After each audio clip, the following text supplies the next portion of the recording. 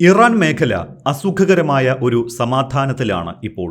ചർച്ചകളിൽ വലിയ പുരോഗതിയെന്നും താമസിയാതെ സ്ഥായിയായ ഒരു കരാർ എന്നുമൊക്കെ പറഞ്ഞു കേൾക്കുന്നുവെങ്കിലും ഇതൊക്കെ പറയുന്നതാര് എന്നത് പ്രധാനമാണ്. പോരാത്തതിന് ചുറ്റും രാജ്യങ്ങൾ തമ്മിലും മറ്റ് രാജ്യങ്ങളുമായും GCC അംഗങ്ങൾ കരാറിലെത്തുന്നു. എണ്ണ വാതക കൈമാറ്റത്തിനായി ബദൽ പാതകളും പൈപ്പ് ലൈനുകളും പല രാജ്യങ്ങളുടെയും ചിന്തയിലുണ്ട്. ചുരുക്കത്തിൽ ഇറാനെ ഒറ്റപ്പെടുത്തി സമ്മർദ്ദത്തിലാക്കുന്ന നീക്കങ്ങളാണ് പശ്ചിമേഷ്യയിൽ മൊത്തത്തിൽ ഇപ്പോൾ. അതിനു പുറമെ ഇറാനുമായി വീണ്ടും യുദ്ധത്തിന് ഇസ്രായേൽ തയ്യാറെടുക്കുന്നു എന്ന റിപ്പോർട്ടുകളും വരുന്നുണ്ട്. ഒറ്റയ്ക്കാണെങ്കിലും ശരി, ഇറാനെതിരെ ശക്തമായ ആക്രമണം നടത്താൻ ഇസ്രായേൽ ഒരുങ്ങുന്നതായാണ് സൂചന. ഇസ്രായേലി സൈനികർക്ക് അനുവദിച്ച അവധികൾ റദ്ദാക്കി ജോലിയിൽ പ്രവേശിക്കാൻ നിർദ്ദേശം നൽകിയതായാണ് റിപ്പോർട്ടുകൾ.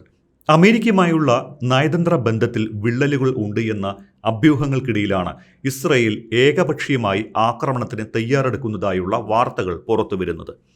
ഇസ്രായേലിന്റെ യുദ്ധത്തിൽ പങ്കുചേരില്ല എന്ന് അമേരിക്കൻ ഭരണകൂടം നേരിട്ട് പറഞ്ഞിട്ടുമില്ല. പക്ഷേ പരോക്ഷ സൂചനകൾ നൽകിയിരുന്നു. സംഘർഷം രൂക്ഷമാക്കാതെ ചർച്ചകളിലേക്ക് നീങ്ങണമെന്നാണ് അമേരിക്കയുടെ ആവശ്യം. യുദ്ധം ദീർഘകാലം തുടരുന്നത് ഇറാന്റെ പരാജയത്തിലേക്ക് എത്തിക്കില്ല എന്ന് അമേരിക്കൻ നയതന്ത്ര വിദഗ്ധർ അഭിപ്രായപ്പെട്ടിരുന്നു. ഈ പശ്ചാത്തലത്തിൽ കൂടിയാണ് അമേരിക്കൻ പ്രസിഡന്റ് ഡൊണാൾഡ് ട്രംപിന്റെ ഈ നിലപാട്. ഇറാനെതിരെയുള്ള യുദ്ധത്തിന് അമേരിക്കയുടെ പിന്തുണയോ അനുവാദമോ ആവശ്യമില്ല എന്ന് ഇസ്രായേൽ ഡിഫൻസ് ഫോഴ്സ് അഥവാ IDF വ്യക്തമാക്കി കഴിഞ്ഞു. ഇറാനെതിരെയുള്ള യുദ്ധം തടയാൻ അമേരിക്ക ശ്രമിക്കുന്നുണ്ട് എന്ന് പറയുന്ന ഇസ്രായേലി സർക്കാർ തങ്ങളുടെ സുരക്ഷയ്ക്കായി ആരുടെയും അനുവാദം ആവശ്യമില്ല എന്ന കർശന നിലപാടിലാണ്. അവധിയിൽ പ്രവേശിച്ച സൈനികരെ തിരികെ വിളിച്ചത് ഇറാനെതിരെ ഇസ്രായേലിന്റെ യുദ്ധനീക്കമായാണ് വിലയിരുത്തപ്പെടുന്നത്. ഇറാനെ ആക്രമിച്ചുകൊണ്ട് യുദ്ധം തുടങ്ങിയത് ഫെബ്രുവരി 28-നാണ്. അതിനു മുൻപും സൈനികരുടെ അവധി റദ്ദാക്കിയിരുന്നു. അതുകൊണ്ട് ഇപ്പോഴത്തെ നടപടി മറ്റൊരു വലിയ സൈനിക നീക്കത്തിന്റെ മുന്നോടിയാണ് എന്ന് കരുതപ്പെടുന്നുണ്ട്. യുദ്ധത്തിലേക്ക് വീണ്ടും നീങ്ങാൻ ഇസ്രായേൽ പ്രധാനമന്ത്രി ബെഞ്ചമിൻ നെതന്യാഹു ശ്രമിക്കുന്നത് രാജ്യത്തെ തെരഞ്ഞെടുപ്പ് മുന്നിൽ കണ്ടാണ് എന്ന് വ്യക്തമാണ്. ഒരു മാസം കഴിഞ്ഞ്, അതായത് ഒക്ടോബറിൽ അടുത്ത തെരഞ്ഞെടുപ്പ് നടക്കും. ഇത് നെതന്യാഹുവിന് വലിയ രാഷ്ട്രീയ സമ്മർദ്ദമുണ്ടാക്കുന്നുണ്ട്. ഇറാനെതിരായ സൈനിക നീക്കം വിജയകരമായാൽ നെതന്യാഹുവിന് വീണ്ടും ഭരണത്തിൽ വരാമെന്നാണ് കണക്കുകൂട്ടൽ. അതിനായാണ് രാജ്യത്തെ വീണ്ടും യുദ്ധത്തിലേക്ക് തള്ളിവിടുന്നത് എന്ന് ചില അന്താരാഷ്ട്ര വിദഗ്ധർ വിലയിരുത്തുന്നു.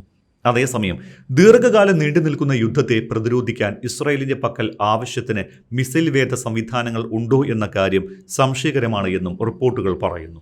നീണ്ടു നിൽക്കുന്ന പ്രാദേശിക സംഘർഷങ്ങളും ബാലിസ്റ്റിക് മിസൈൽ ഡ്രോൺ ഭീഷണികൾക്കെതിരെ വ്യോമ പ്രതിരോധ സ്റ്റോക്കുകളുടെ വലിയ ചെലവും കാരണം മിസൈൽ പ്രതിരോധ ഇന്റർസെപ്റ്ററുകളിലും കൃത്യതയുള്ള യുദ്ധോപകരണങ്ങളിലും ഇസ്രായേലിന് ക്ഷാമമുണ്ട്.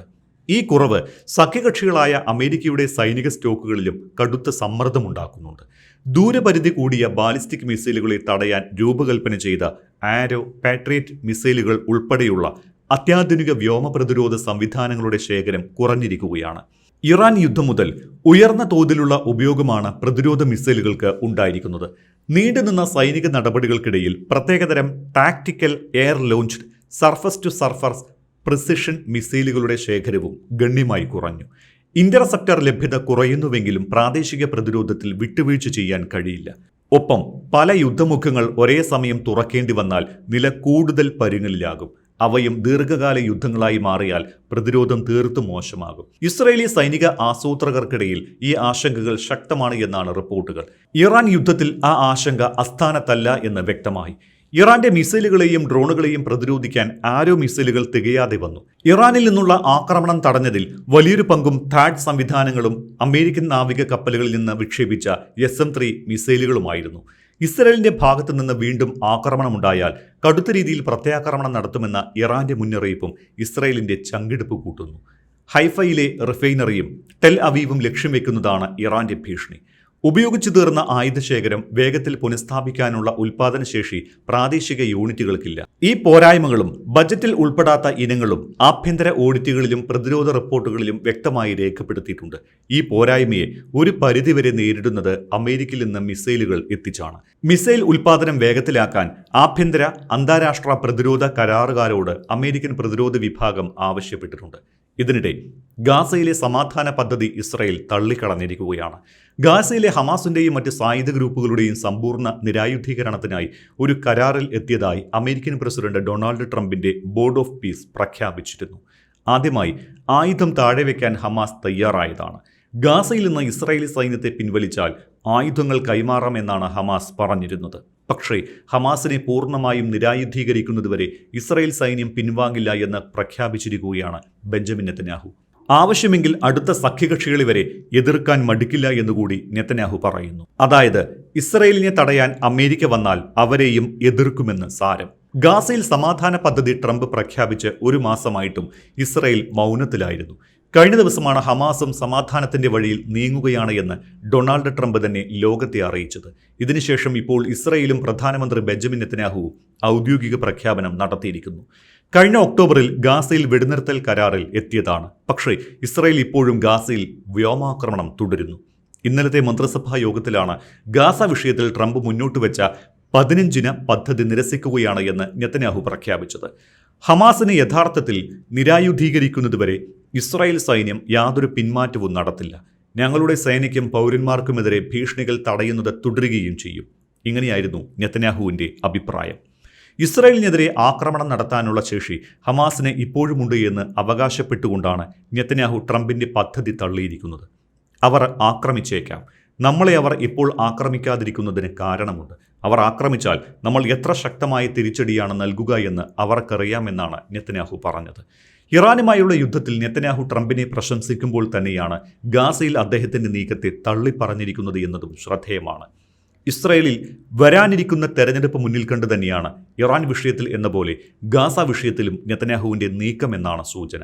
ട്രംപ് പറയുന്നത് മാത്രമാണ് നെതന്യാഹു അനുസരിക്കുന്നത് എന്ന് ഇസ്രായേലിൽ അദ്ദേഹത്തിനെതിരെ പ്രചാരണം നടക്കുന്ന വേളയിൽ കൂടിയാണ് ശക്തമായ പ്രസ്താവനകൾ. പ്രസിഡന്റ് ട്രംപിനോട് എനിക്ക് വലിയ ആദരവുണ്ട്. അദ്ദേഹം നമ്മുടെ ഒരു വലിയ സുഹൃത്താണ്. ഇറാൻ ആണവായുധങ്ങൾ സ്വന്തമാക്കാനുള്ള ശ്രമങ്ങളെ ചെറുക്കുന്നതിൽ അമേരിക്കയുമായുള്ള ചരിത്രപരമായ പങ്കാളിത്തത്തെ ഞാൻ വളരെയധികം വിലമതിക്കുന്നു. കരാർ ഉണ്ടായാലും ഇല്ലെങ്കിലും ഞാൻ പ്രധാനമന്ത്രി ആയിരിക്കുന്നിടത്തോളം കാലം ഇറാന് ആണവായുധങ്ങൾ ഉണ്ടാകില്ല. ഇതാണ് നെതന്യാഹു മന്ത്രിസഭാ യോഗത്തിൽ പറഞ്ഞത്. ഇസ്രായേലിന്റെ സുരക്ഷയ്ക്കായി എന്ത് ചെയ്യണമോ അത് ചെയ്യുന്നുണ്ട്. ആവശ്യമുള്ളപ്പോൾ ഏറ്റവും അടുത്ത സുഹൃത്തുക്കളെ പോലും എതിർത്ത് നിൽക്കാനുള്ള കരുത്തും ഞങ്ങൾക്കുണ്ട്. നെതന്യാഹു ഇങ്ങനെയാണ് നയം വ്യക്തമാക്കിയത്. താൻ പ്രധാനമന്ത്രിയായി തുടർന്നാൽ മാത്രമേ ഇറാനെ പ്രതിരോധിക്കാൻ കഴിയൂവെന്നാണ് നെതന്യാഹു പറഞ്ഞതിൻ്റെ ധ്വനി. തന്നെ വീണ്ടും അധികാരത്തിലേറ്റി ഇസ്രായേലിനെ സംരക്ഷിച്ചു നിർത്താൻ ജനങ്ങൾ സഹായിക്കണം. അതാണ് നെതന്യാഹു മറ്റൊരു രീതിയിൽ പറഞ്ഞൊപ്പിച്ചത്. നെതന്യാഹുവിനെതിരെ അഴിമതി കേസുകൾ കൂടി ഉള്ളതിനാൽ അധികാരത്തിന്റെ സംരക്ഷണം തുടർന്നും വേണം എന്നത് നെതന്യാഹുവിൻ്റെ വ്യക്തിപരമായ ആവശ്യം കൂടിയാണ്. ബോർഡ് ഓഫ് പീസിന്റെ 15 പദ്ധതി നെതന്യാഹു തള്ളിക്കളഞ്ഞത് തന്റെ തെരഞ്ഞെടുപ്പ് പ്രചാരണം ശക്തിപ്പെടുത്താനുള്ള നീക്കമാണ് എന്ന് ഗാസയിലെ പലസ്തീനികളും വിശ്വസിക്കുന്നുണ്ട് എന്ന് അൽ ജസീറ റിപ്പോർട്ട് ചെയ്തു. അതേസമയം ട്രംപിന്റെ 15 നിരായുധീകരണ പദ്ധതി പരിഗണിക്കാൻ തയ്യാറാണ് എന്ന് പ്രധാനമന്ത്രി ബെഞ്ചമിൻ നെതന്യാഹു കഴിഞ്ഞ ദിവസം പറഞ്ഞതായി ആക്സിയോസ് റിപ്പോർട്ട് ചെയ്യുന്നു. ട്രംപിന്റെ മരുമകൻ ജാരഡ് കുഷ്ണറിനാണ് ഈ ഉറപ്പ് നൽകിയത് എന്നും ആക്സിയോസ് റിപ്പോർട്ടിൽ പറയുന്നുണ്ട്. ഗാസ പദ്ധതിയെ മന്ത്രിസഭാ യോഗത്തിൽ തള്ളിയതിനു ശേഷമാണ് ജാരഡ് കുഷ്ണറോട് സംസാരിച്ചത് എന്നും റിപ്പോർട്ടിൽ സൂചിപ്പിക്കുന്നു. ഗാസയിലെ യെല്ലോ ലൈനിലേക്ക് ഘട്ടം ഘട്ടമായി ഇസ്രായേലി ഡിഫൻസ് ഫോഴ്സ് മടങ്ങാൻ തുടങ്ങിയെന്നും ഗാസയ്ക്കെതിരായ ആക്രമണങ്ങൾ നിർത്തിയെന്നും ആക്സിയോസ് റിപ്പോർട്ട് വ്യക്തമാക്കുന്നുണ്ട്. എന്നാൽ ഔദ്യോഗികമായി ഗാസ സമാധാന പദ്ധതിയെ നിരാകരിക്കുകയാണ് ഇസ്രായേൽ. ഗാസയിലെ ട്രംപിന്റെ പദ്ധതിക്കെതിരായ നെതന്യാഹുവിന്റെ നിലപാടിൽ അമേരിക്കയ്ക്ക് ആശങ്കയില്ലെന്നും ആക്സിയോസിനോട് പറയുന്നു. നെതന്യാഹുവിന്റെ രാഷ്ട്രീയ ആവശ്യങ്ങളും സമ്മർദ്ദവും വാഷിംഗ്ടൺ മനസ്സിലാക്കുന്നു. തങ്ങൾ ആവശ്യപ്പെടുന്നത് നെതന്യാഹു തുടർന്നും ചെയ്യുന്നിടത്തോളം കാലം അതിൽ പ്രശ്നമില്ല എന്നതാണ് വൈറ്റ് ഹൗസ് നിലപാട് എന്നും ഈ റിപ്പോർട്ടിലുണ്ട്. പ്രമുഖ വ്യക്തികളുടെ സംഘമായ ദി എൽഡേഴ്സ് പറയുന്നത് പലസ്തീനെ സാമ്പത്തികമായും സാംസ്കാരികമായും രാഷ്ട്രീയമായും ഇല്ലാതാക്കാനാണ് ഇസ്രായേൽ ലക്ഷ്യമിടുന്നത് എന്നാണ്. ദി എൽഡേഴ്സിലെ അംഗമായ അയർലൻഡിന്റെ മുൻ പ്രസിഡന്റ് മേരി റോബിൻസൺ പറയുന്നത് പ്രദേശത്തുടനീളം ഭൂമി കയ്യേറുകയും പലസ്തീനികളുടെ ജീവിതം തടസ്സപ്പെടുത്തുകയും ചെയ്യുന്ന കുടിയേറ്റക്കാർക്കും സൈനികർക്കും ഇസ്രായേൽ സർക്കാർ പൂർണ്ണ സ്വാതന്ത്ര്യം നൽകുന്നുവെന്നാണ്.